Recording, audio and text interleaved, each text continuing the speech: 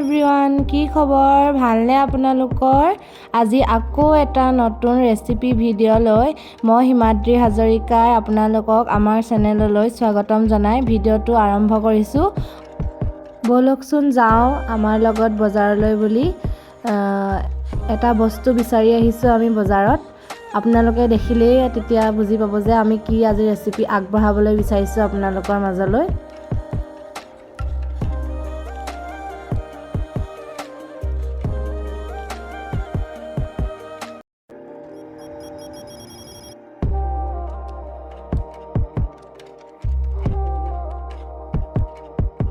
এইটো আমি বিচাৰি অহা মেইন বস্তুটো। এই বস্তুটো দেখি আপোনালোকে নিশ্চয় গম পাইছে যে আমি কি ৰেচিপি আজি আগবঢ়াম আপোনালোকলৈ।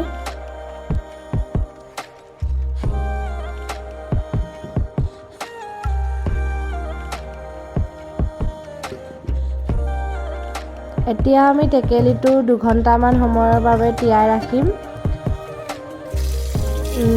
মই এনেই জনামতে এইটো 12 ঘণ্টামান সময় তিয়াই থ'ব লাগে বুলি জানিছিলোঁ, কিন্তু আমাৰ হাতত ইমান সময় নাই, সময়ৰ অভাৱ। সেইবাবে আমি 2 ঘণ্টা সময় তিয়াই ৰাখি এইটো বনাবৰ বাবে ৰেডি কৰি লৈছোঁ আমি। এতিয়া আমি ৰেচিপিটো বনাব লৈছোঁ। তাৰ বাবে 3টা পিঁয়াজ ধুনীয়াকৈ গুচাই লৈ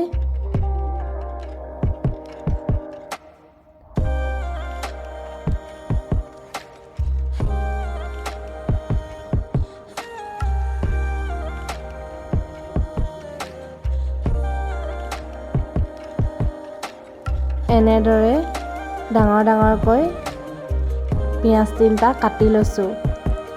এয়া অলপ আদা নহৰু গুচাই লৈ ধুনীয়াকৈ ৰেডি কৰি লৈছোঁ। এতিয়া এই আদা নহৰুখিনি খুন্দুনাত আমি মিহিকৈ খুন্দি ল'ম।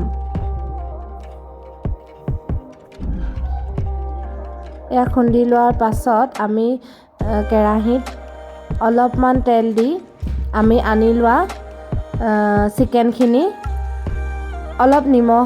তেলত অলপ নিমখ দি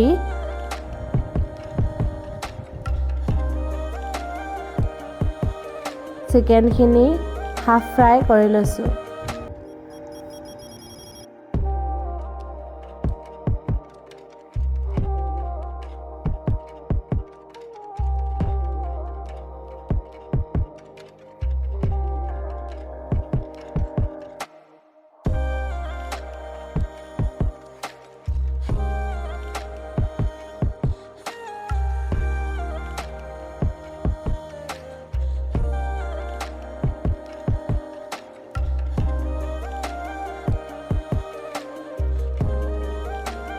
এয়া 2 মিনিটমান ফ্ৰাই কৰি লোৱাৰ পিছত আমি চিকেনখিনি কাঢ়ি লৈছোঁ।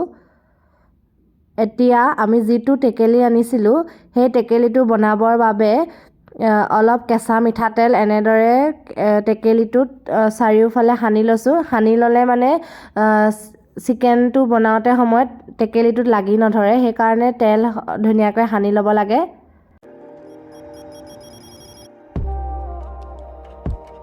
এয়া আমি গেছটো একদম ল' ফ্লেমত কৰি এতিয়া টেকেলিটো আমি ধুনীয়াকৈ ইয়াত পাতি দিছোঁ। এতিয়া ইয়াত আমি পৰিমাণ অনুসৰি তেল দিম। তেল অলপ সৰহকৈ দিলে মাংসটো টেষ্টি হয়। এতিয়া ইয়াত তেল গৰম হ'লত আমি ইয়াত গোটা মছলা দিম।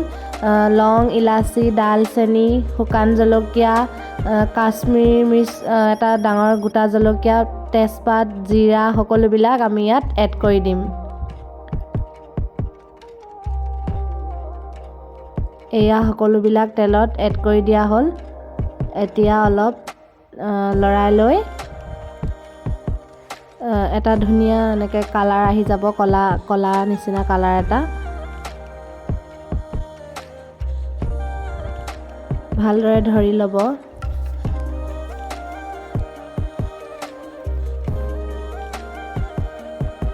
এতিয়া আমি আপোনালোকক দেখাইছিলোঁ যে কাটি লোৱা পিঁয়াজ, এয়া গোটেই 3টা পিঁয়াজৰ টুকুৰা ইয়াত আমি দি দিম। দি ইয়াত নিমখ অলপ লগালগ দি দিব যাতে পিঁয়াজবিলাক জলদি গলি যায়। এয়া দেখিছেনে কি ধুনীয়াকৈ উতলি আছে। উতলি ইয়াৰ পিঁয়াজবিলাক অলপ গলিবলৈ দিছোঁ। এতিয়া ইয়াত অলপ হালধি এড কৰি দিছোঁ আৰু ইয়াত আমি এটা বিলাহী এড কৰি দিছোঁ, পকা বিলাহী। আৰু আমাৰ ঘৰত যিবিলাক মছলা আছে আমি সেয়াৰ সহায়ে বনাইছোঁ। এয়া আমাৰ কাশ্মীৰী মিৰ্চ পাউডাৰ, জিৰা পাউডাৰ, ধনিয়া পাউডাৰ আৰু চিকেন মছলা। এয়া আমি সকলোবিলাক মছলা ইয়াত দি দিছোঁ। দি দিয়াৰ পিছত আমি লগালগ ইয়াত চিকেনবিলাক এড কৰি দিছোঁ।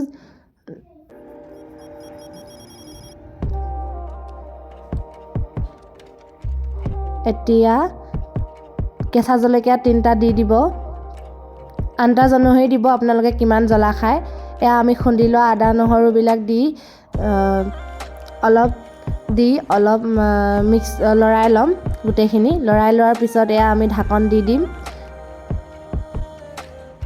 ঢাকন দি এতিয়া ইয়াত আমি আটাৰে ধুনীয়াকৈ 4 ৰাউণ্ডটো আমি বন্ধ কৰি দিম। যেনেদৰে আমি বৰা চাউল বনাওঁ তেনেদৰে। এয়া আমি গেছত 15 মিনিটমান সময় ৰখাৰ পিছত আমাৰ চিকেন এনেদৰে ৰেডি হৈ গৈছে। গেছটো একদম ল' ফ্লেমতে আমি উতলাই ৰেডি কৰিছোঁ। এয়া চাওকচোন আমাৰ হান্ধি চিকেন ৰেডি হৈ গ'ল, খাব পৰা হৈ গ'ল। এনেদৰে যি ধুনীয়া কালাৰ আপোনালোকে দেখিছে তেনেদৰে খাবলৈও বহুত টেষ্টি হৈছিল। ঘৰত থকা সকলোবিলাক সামগ্ৰীয়ে আমি বনাইছোঁ। যিসকলৰ ওচৰত সকলো উপযুক্ত বস্তু নাই তেওঁলোকেও বনাই খাব পৰাকৈ আমি ৰেচিপিটো ৰেডি কৰিছোঁ।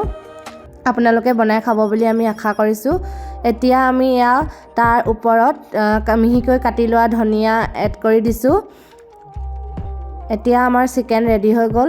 আৰু আপোনালোকে যদি আমাৰ এই ৰেচিপিটো চাই ভাল পাইছে তেনেহ'লে please like, comment, share and subscribe কৰি দিব আৰু ছাবস্ক্ৰাইবৰ ওচৰত থকা বেল বটনটো টিপি দিব যাতে আমাৰ আৰু আহিবলগীয়া নতুন ৰেচিপিবিলাক আপোনালোকে দেখি থাকে আৰু আপোনালোকে আমাৰ ভিডিঅ'বিলাকত মৰম দিব বুলি আমি আশা কৰি আকৌ পুনৰ লগ পোৱাৰ প্ৰতিশ্ৰুতিৰে আজি ভিডিঅ'টো আমি ইমানতে সামৰণি মাৰিছোঁ।